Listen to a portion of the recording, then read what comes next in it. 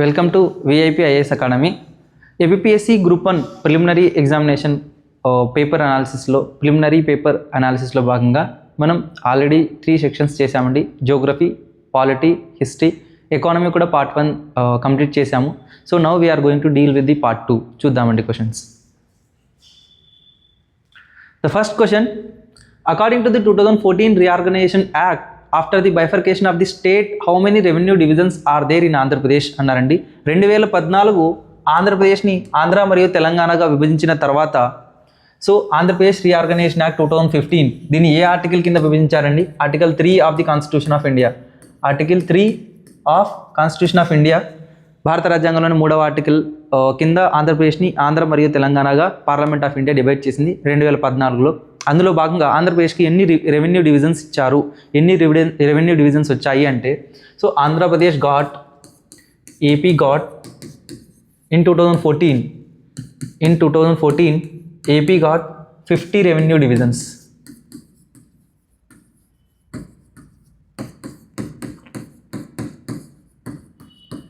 50 revenue divisions ఆంధ్రప్రదేశ్కి వచ్చాయండి. దాని తర్వాత Andhra Pradesh over a period of time presently ఎన్ని రెవెన్యూ డివిజన్స్ ఉన్నాయంటే 77 revenue divisions presently in Andhra Pradesh.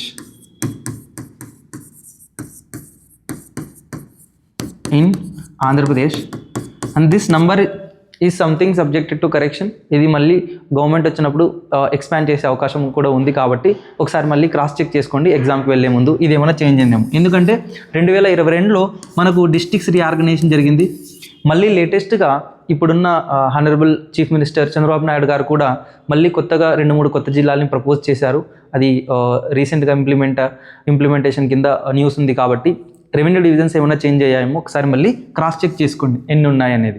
So it was 2014 question, the bifurcation. Answer is 50 అండి. అప్పటి answer 50, but now we have around 77. Will go to next question అండి.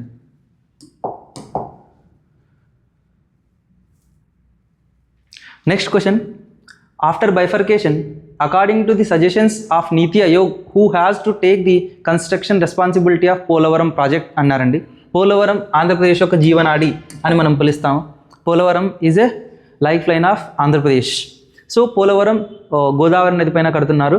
ఆ పోలవరం ప్రాజెక్ట్ని మనకు బైఫర్కేషన్లో 2014 AP bifurcation యాక్ట్లో మనకి ఏమి ఇచ్చారంటే చాలా సెక్షన్స్ ఉన్నాయి. అందులో section 90 Polavaram is a national project అని డిక్లేర్ చేశారు. Polavaram is a national project.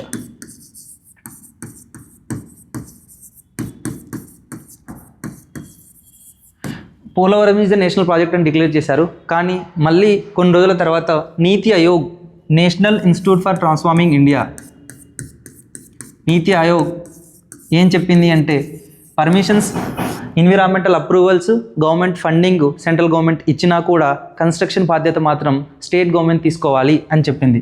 So construction responsibility should be taken by the state government of Andhra Pradesh.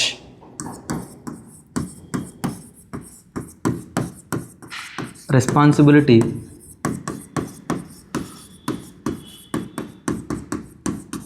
should be taken by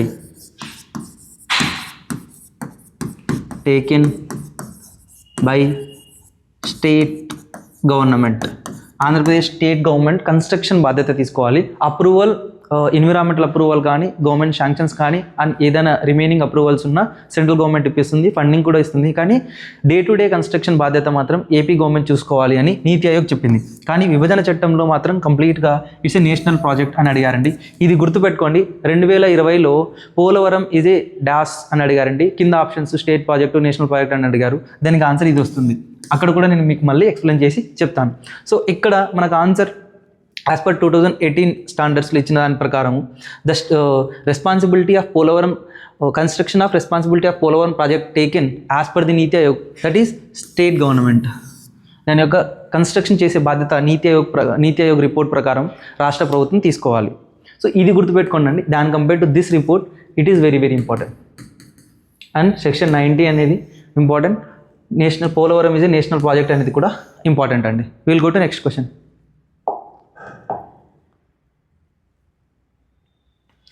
next question, recently announced south central railway zone comprises of అని అడిగారండి. Same bifurcation 2014 reorganisation of Andhra Pradesh act, 2014 reorganisation of AP reorganisation యాక్ట్లో భాగంగా మనకు ఒక railway zone ఇచ్చారు, south coastal railway zone.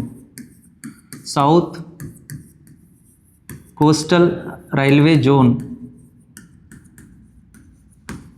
Zone అందులో భాగంగా ఏమేమి ఉన్నాయంటే యాక్చువల్గా మనకు head quarter, south coastal railway zone head quarter విశాఖపట్నంలో ఉంది.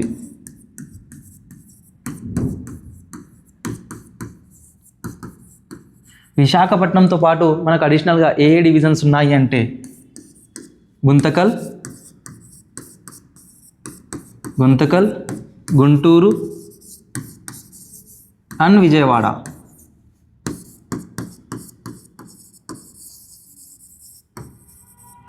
Guntakal, Guntur, Vijayawada along with Visakhapatnam, also known as Waltair, some part of Waltair. So మనకు ఏ డివిజన్స్ ఈ సౌత్ సెంట్రల్ రైల్వే జోన్ హెడ్ క్వార్టర్గా విశాఖపట్నం హెడ్ క్వార్టర్గా ఇచ్చిన దాంట్లో ఏ డివిజన్స్ ఉన్నాయి రైల్వే డివిజన్స్ అని అడిగారండి. సో వీళ్ళు ఒక 1 by 1 చూద్దామండి. Guntakal, Guntur, Vijayawada division yes true. మిగతా చూద్దామండి. గుంటూరు, విజయవాడ ఇందులో గుంతకల్ మెన్షన్ చేయలేదు. గుంతకల్ రాయగడ అనేది లేదు మనకు, అండ్ దెన్ ఇందులో కూడా రాయగడ ఉంది కాబట్టి లేదు option. So required answer is Guntakal, Guntur, Vijayawada along with some parts of Waltair division. So ఇవి మనకిచ్చిన ఏపీ రీఆర్గనైజేషన్ యాక్ట్ 2014లో ఇచ్చిన ప్రామిస్. ఇప్పుడు అది కన్స్ట్రక్షన్లో బాగా ఉంది. సో ఇది ఇండియాలో ఉన్న మొత్తం railway జోన్స్లో 18th railway zone.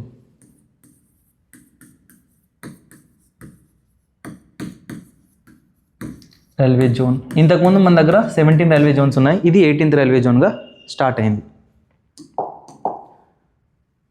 Next question అండి, what is the name of the project launched with the objective of computerization of urban local bodies అని అడిగారండి. యాక్చువల్లీ ఇది అప్పటి కంప్లీట్లీ కరెంట్ అఫైర్స్, ఇది అప్పటి కంప్లీట్లీ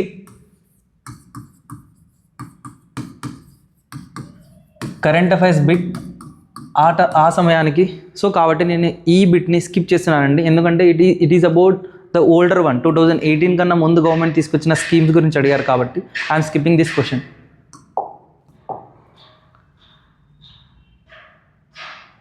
నెక్స్ట్ క్వశ్చన్ అండి, which district in Andhra Pradesh has the largest area under food crops అడిగారు. ఇది కూడా ఎకనామిక్ సర్వే, ప్రతి సంవత్సరం మనకు ఎకనామిక్ సర్వే వస్తుంది. Economic survey, socio economic survey అంటారు.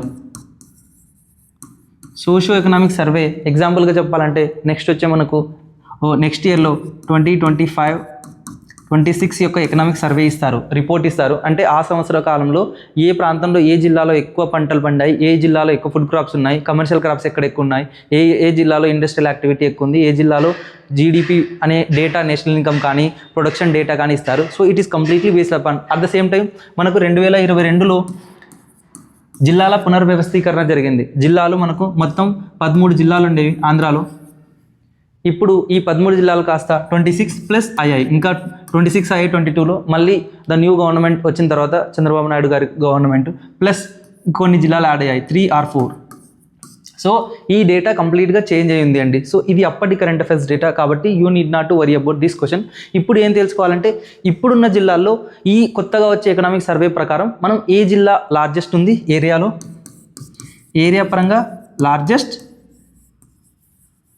Plus smallest by area plus పాపులేషన్లో ఏ జిల్లా నెంబర్ 1 ఉంది. At the same time some production of agriculture యాక్టివిటీస్లో ఫుడ్ గ్రెయిన్స్లో ఏది ఉందనేది సర్వే ప్రకారం వస్తుంది. So I'm skipping this question also.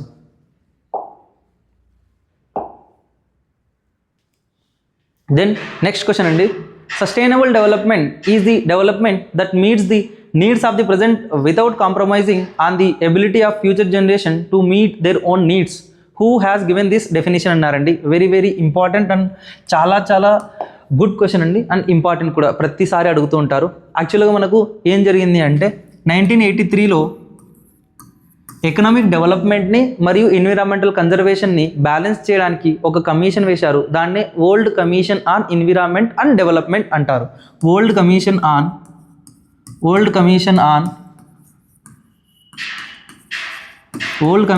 On Economic Development Development and environmental Conservation, దీనికి హెడ్గా బ్రంట్లాండ్ని తీసుకొచ్చారు. ఇది అఫీషియల్ నేమ్ అండి. So World Commission on Economic development and environmental Conservation in order to make the balance between two, అంటే economic development కావాలి, ఎన్విరాన్మెంట్ని conserve చేయాలి, కాపాడాలి, కాబట్టి రెండింటిని బ్యాలెన్స్ చేయడానికి ఒక కమిషన్ వేశారు. ఆ కమిషన్ హెడ్గా ఎవరిని పెట్టారంటే బ్రంట్లాండ్ని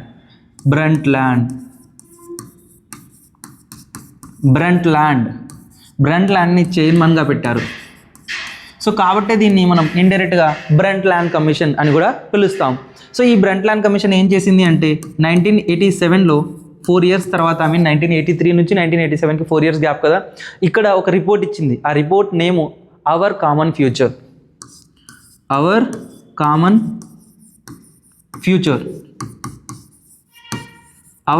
ఫ్యూచర్ అనే ఒక రిపోర్ట్ టైటిల్తో ఇచ్చింది. దీని అర్థం ఎట్లా అంటే it is about environmental conservation కోసము ప్రతి ఒక్కరికి కామన్ ఫ్యూచర్ ఉంటుంది. రిచ్ అయినా, పూర్ అయినా, డెవలప్డ్ కంట్రీ అయినా, డెవలపింగ్ కంట్రీ అయినా, యూరోపియన్ కంట్రీ అయినా, ఆఫ్రికన్ కంట్రీ అయినా, ఫ్యూచర్లో మనం ఎన్విరాన్మెంటల్ ప్రాబ్లం అందరూ కామన్గా ఫేస్ చేయాలి, కాబట్టి అందరం కామన్గా దీన్ని ప్రొటెక్ట్ చేయాల్సిన బాధ్యత ఉంది అనే మీనింగ్గా ఇచ్చారు. ఇందులో మనకు అవర్ కామన్ ఫ్యూచర్ రిపోర్ట్లో భాగంగానే మనకు ఒక కొత్త వర్డ్ని క్రియేట్ చేశారు. ఆ వర్డే సస్టైనబుల్ డెవలప్మెంట్.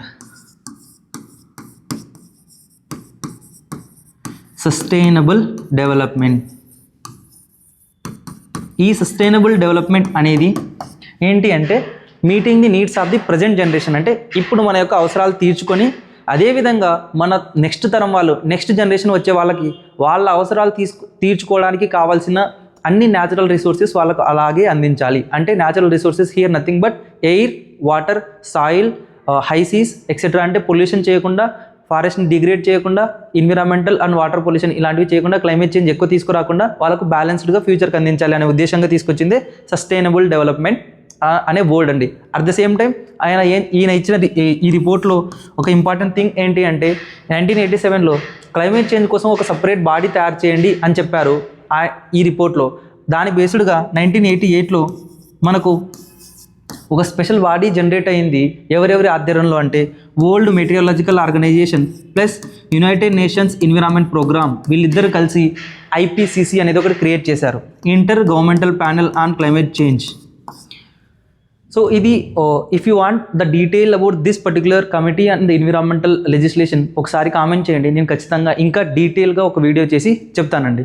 దెన్ ఇక్కడ వరకు మనకు ఈ క్వశ్చన్ పాయింట్ ఆఫ్ వ్యూ వరకు క్లియర్గా సస్టైనబుల్ డెవలప్మెంట్ అంటే డెఫినేషన్ ఎవరు ఇచ్చారు అంటే క్లియర్గా Brundtland commission.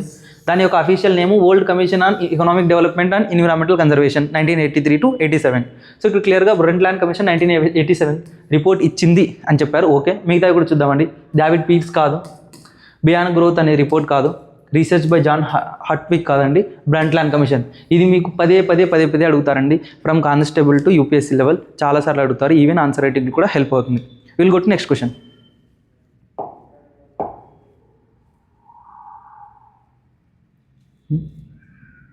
Okay, next question అండి. Out of the options given below what should be the basic goal of sustainable development అన్నారండి. సో ఇక్కడ క్లియర్గా మళ్ళీ అదే క్వశ్చన్ అడిగారు, సస్టైనబుల్ డెవలప్మెంట్ యొక్క బేసిక్ గోల్ ఏంటి అని అడిగారండి. యాక్చువల్గా మనకు sustainable development given by Brundtland Commission last క్వశ్చన్లోనే చూసాం. అందులో 3 pillars ఉన్నాయండి. సస్టైనబుల్ డెవలప్మెంట్కి 3 pillars ఉన్నాయి. First economic development, yes economic development, environmental conservation,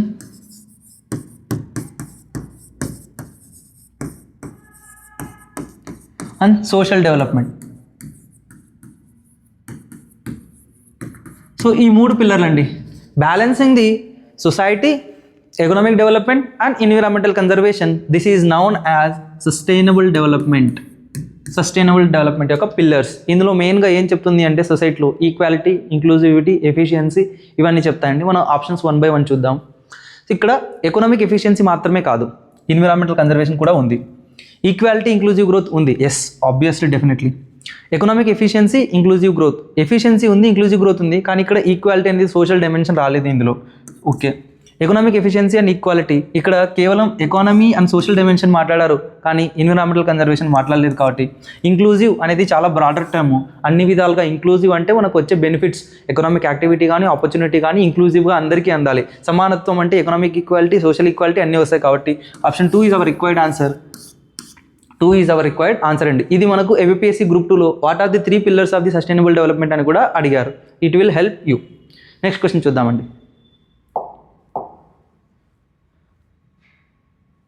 next question,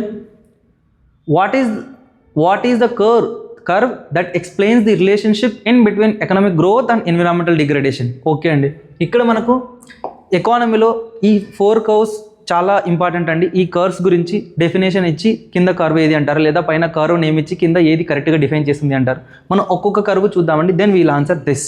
laughter curve ఏం చెప్తుంది అంటే, ఒక ఏదైనా ఆర్థిక వ్యవస్థలో, ఎకనామిక్ సిస్టంలో ట్యాక్స్ రేటు పెంచుకుంటూ పోతే ఒక లిమిట్ దాకా ట్యాక్స్ రేట్ పెంచితే ట్యాక్స్ కలెక్షన్ పెరుగుతుంది. ఒక లిమిట్ దాటితే బ్రేక్ ఈవెన్ పాయింట్, ప్రజలు ట్యాక్స్ ఎగ్గొట్టడానికి ట్రై చేస్తారు, కాబట్టి ట్యాక్స్ కలెక్షన్ తగ్గుతుంది అని చెప్తారు. సో దట్ ఈస్ క్లియర్లీ మనకి ఏం చెప్తుంది అంటే, if we take it as a tax rate, tax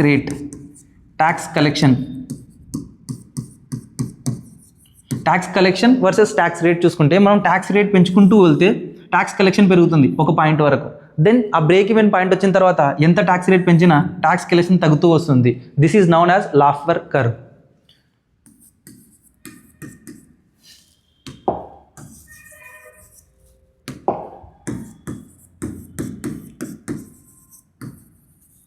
so అందుకే ఒక ఆర్థిక వ్యవస్థలో మనం ఒక లిమిట్ని దాటి ట్యాక్సులు పెంచాము. 50%, 70% ఎందుకు ఏమో అంటే, సో ఎక్కువ ట్యాక్సులు పెంచితే ప్రజలంతా ఆ పన్ను ఎగ్గొట్టడానికి ట్రై చేస్తారు కాబట్టి. సో ఇంకా చాలా కారణాలు ఉన్నాయి. But as per the curve ఇచ్చిన థియరీ ప్రకారం మనం ట్యాక్సెస్ ఒక లిమిట్ దాటి, ఒక రేట్ దాటి బియాండ్గా పెంచడానికి వీల్లేదు. So that explains about it. And next Lorenz curve అని అడిగారండి. లారెంజ్ కర్వ్ ఏం చెప్తుంది అంటే, యాక్చువల్గా మనకు ఎకనామిక్ ఇన్ఈక్వాలిటీ, వెల్త్ డిస్ట్రిబ్యూషన్ గురించి చెప్తుంది. అంటే ఒక ఐడియల్ వెల్త్ డిస్ట్రిబ్యూషన్ వర్సెస్ ఒక సొసైటీలో ఉన్న ఇన్కమ్ డిస్ట్రిబ్యూషన్ ఎలా ఉంది. యాక్చువల్గా మనం తీసుకుంటే ఇక్కడ wealth distribution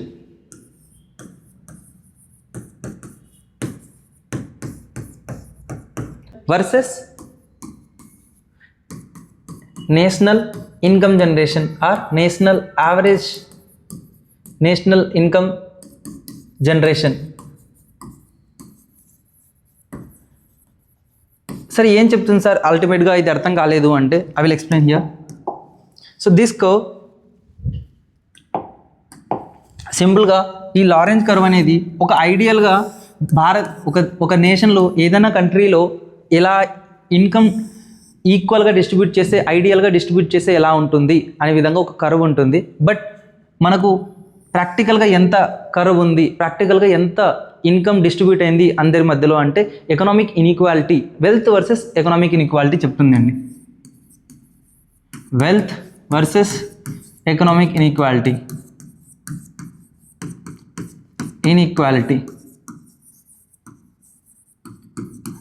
wealth versus economic inequality, it explains what is called Lorenz curve. Kuznets curve ఏం చెప్తుంది అంటే, ఎగ్జాక్ట్లీ ఇది economic development versus environmental degradation, economic growth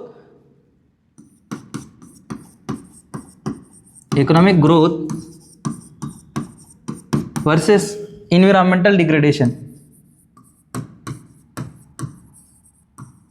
environmental degradation గురించి చెప్తుంది అండి. So it is our required answer. అంటే Kuznets curve అనేది ఒక ఆర్థిక వ్యవస్థలో ఎకనామిక్ డెవలప్మెంట్ జరిగితే ఎన్విరాన్మెంటల్ డిగ్రేడేషన్ ఎలా ఉంటుంది అనే దానికి రిలేషన్ గురించి చెప్తుంది. So our required answer is this Kuznets curve అండి. అట్ ద సేమ్ టైం నేను ఫిలిప్స్ కర్వ్ కూడా చెప్తానండి. ఫిలిప్స్ కర్వ్ ఏం చెప్తుంది అంటే ఇన్ఫ్లేషన్ వర్సెస్ అన్ఎంప్లాయ్మెంట్. ఇన్ఫ్లేషన్కి అన్ఎంప్లాయ్మెంట్కి ఇన్వర్స్ రిలేషన్ ఉంటుంది అని చెప్తుందండి. Inflation is inversely proportional to unemployment. So ఈ రెండు బేస్డ్గా మనం ఒక కర్వ్ గీస్తే ఆ కర్వ్నే మనం ఏమంటాం అంటే ఫిలిప్స్ కర్వ్ అంటాం. గుర్తుపెట్టుకోండి, inflation versus unemployment, environmental degradation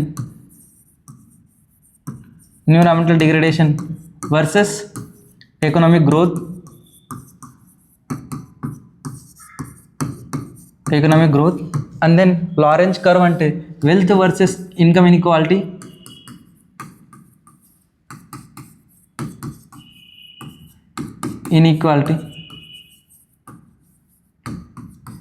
ఇది tax versus tax rate versus tax collection.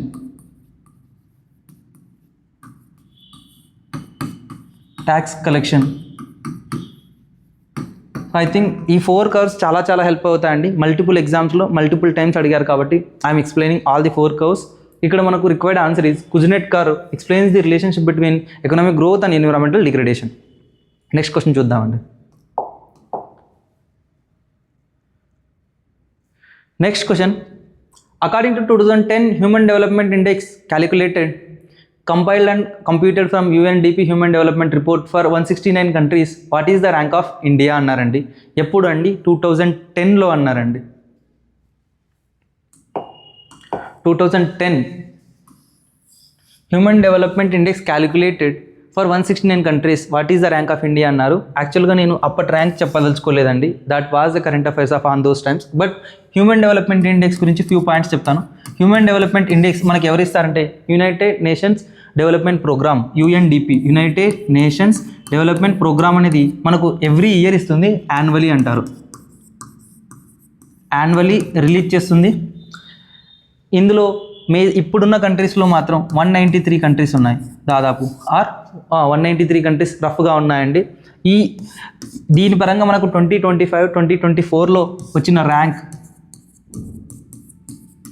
2025లో 25లో వచ్చిన ర్యాంక్ ఎంత అంటే 130, రఫ్లీ 130 అండి. ఒకసారి మళ్ళీ క్రాస్ చెక్ చేసుకోండి. ప్రజెంట్ ఇయర్ డేటా చెప్తున్నాను. సో ఇది మనకు 0 to 1 నంబర్గా ఇస్తుంది. Index 0 to 1 scale, 0 to 1 scale మీద ఇస్తుంది. చాలా ఫ్యాక్టర్స్ మీద ఇస్తుంది. లిటరసీ రేట్, దెన్ మనకు ఎలా ఉంది child birth survival rate, at the same time per capita economy and what is call number of schooling years. వీటి బేస్డ్ మీదుగా మనకు హ్యూమన్ డెవలప్మెంట్ ఇండెక్స్ రిపోర్ట్ ఇస్తుంది. దాని గురించి ఒకసారి చూసుకోండి. It was a current affairs on those days of 2018. ఈ న్యూగా వచ్చిన 2000 human Development index 2025, human Development index 2025 ఒకసారి చూసుకోండి. దెన్ నెక్స్ట్ క్వశ్చన్ అండి. What is the approach followed by national institution for Transforming India Aayog అంటే NITI Aayog in the economic policy making అని అడుగుతున్నారండి. నీతి Aayog follow అవుతుంది ఏంటి అని అడుగుతున్నారు. మనం జనరల్గా దీని యొక్క హిస్టరీ చూసుకుంటే ఇండియాలో ఆర్థిక వ్యవస్థ బలోపేతం చేయడానికి, ఇండియాలో ఉన్న రిసోర్సెస్ని సరైన దారిలో పెట్టడానికి ఎకనామిక్ డెవలప్మెంట్ కోసం ఫస్ట్ ప్లానింగ్ కమిషన్ తీసుకొచ్చారు. 1950లో India has a Planning Commission. 1950లో తీసుకొచ్చారు. దీని ద్వారా 5 years ప్లాన్స్ అంటే పంచవర్ష ప్రణాళికలు ఎవ్రీ 5 yearsకి తీసుకొచ్చారు. మధ్యలో కొన్ని గ్యాప్స్ ఉన్నాయి, రోలింగ్ ఇయర్స్ అన్నట్టు, ప్లాన్ హాలిడేస్ అన్నట్లు. ఈ ప్లానింగ్ కమిషన్ ఎప్పటి వరకు కంటిన్యూ అయింది అంటే 2014 వరకు కంటిన్యూ అయింది. 2014 తర్వాత what is call presently under the leadership of the honourable Narendra Modi ji దీన్ని తీసేసి 2015 జనవరి 1న నీతి ఆయోగ్ వచ్చిందండి. నీతి ఆయోగ్ దీన్నే National Institute for Transforming India అంటారు. ఇక్కడ ఇచ్చిన full form National Institute for Transforming India. National Institute for Transforming India Aayog అంటే నీతి ఆయోగ్ అండి. ఈ రెండు ఎగ్జిక్యూటివ్ బాడీస్. ప్లానింగ్ కమిషన్ కూడా ఎగ్జిక్యూటివ్ బాడీనే, నీతి ఆయోగ్ కూడా ఎగ్జిక్యూటివ్ బాడీనే. అంటే వీటికి ఎటువంటి పార్లమెంటరీ చట్టం బ్యాకప్ లేదు, ఎటువంటి కాన్స్టిట్యూషనల్ ప్రొవిజన్ బ్యాకప్ లేదు. వీటిని ఈజీగా తీసేసి కొత్త బాడీ కూడా తీసుకురావచ్చు. So these are think tanks of India. Think tanks of India. ఇండియాలో ఉన్న థింక్ ట్యాంక్స్ అంటే ఎకనామిక్ డెవలప్మెంట్ కోసం ఎలా ఆలోచించాలనేది. సో ఇది ప్లానింగ్ కమిషన్ ఫాలో అయిన మెథడ్ ఏంటి అంటే top down method. But NITI Aayog follow అయిన మెథడ్ ఏంటి అంటే బాటమ్ అప్ అప్రోచ్. ఇంకొక డిఫరెన్స్ ఏంటి అంటే సెంట్రలైజేషన్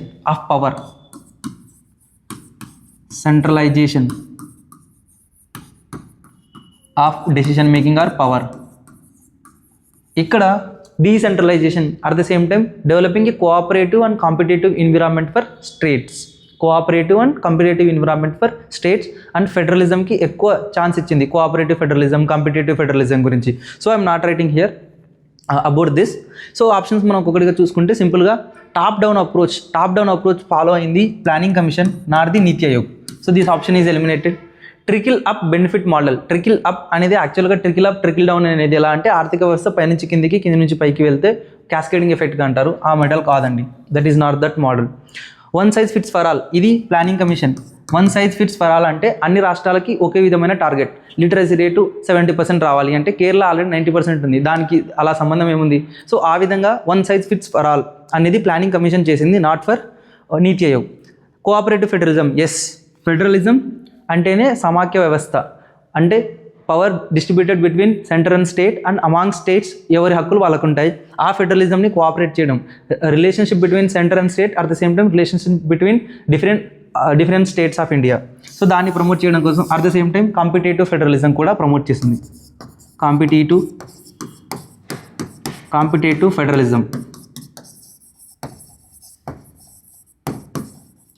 ఫెడరలిజం కూడా ప్రమోట్ చేస్తుంది. And this is the very easy question. ఇది అప్పట్లో వాట్ ఈస్ కాల్ కొత్తగా బాడీ ఫామ్ అయింది కాబట్టి దాని గురించి సింపుల్ అడిగారు. ఈ విధంగా మీరు you must know the difference between planning commission and at the same time 2014. ఒకవేళ మీకు ప్లానింగ్ కమిషన్లో 12 5-year ప్లాన్స్ ఉన్నాయి కదా, 12 5-year ప్లాన్స్ టోటల్గా 12 పంచవర్ష ప్రణాళికలు, ఒక్కొక్క దాని గురించి డీటెయిల్గా కావాలంటే కామెంట్ చేయండి, ఎక్స్ప్లెయిన్ చేస్తాను. అట్ ద సేమ్ టైం నీతి ఆయోగ్ గురించి కూడా డీటెయిల్స్ కావాలంటే చైర్మన్ ఎవరు, ఎలా వర్క్ చేస్తుంది అని మీరు కామెంట్ చేస్తే నేను దాని గురించి వీడియో చేస్తానండి.